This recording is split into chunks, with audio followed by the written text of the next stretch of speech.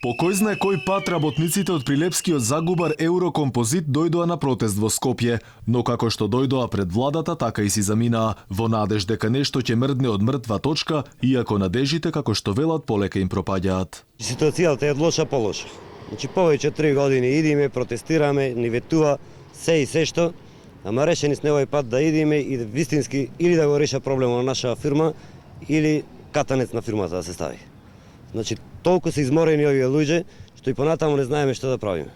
Работниците кои сега едва и преживуваат уште еднаш ја обвинија вице-премиерката Радмила Шеќеринска дека со незините изјави влијаела да се откаже потенцијален инвеститор, па така како што им соопштила шефицата од кабинетот на Кочо Анѓушев, која е и представник на државниот капитал во Загубарот, сега таа била разрешена, па не знаат од кого да бараат решение. За отпремнината се работи негде за 200.000 евра за сите технолошки вишок што заминавне. Тоа е колку господјата Катица Ајнева што зеде незаконски 156.000 евра, а ние со 35 години работен стаж, законски ни следува таа отпремнина, неќе ни да слушне да не ја исплата.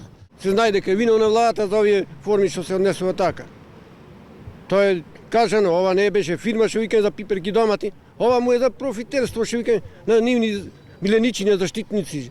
И таа трошка наде што работниците досега ја имале дека ќе се реши проблемот, од сега вела дека полека им избледува. На вработените од Прилепскиот Загубар Еврокомпозит никако да им се чуе гласот со години. Тие и денеска излегува на протест овде пред владата на Македонија.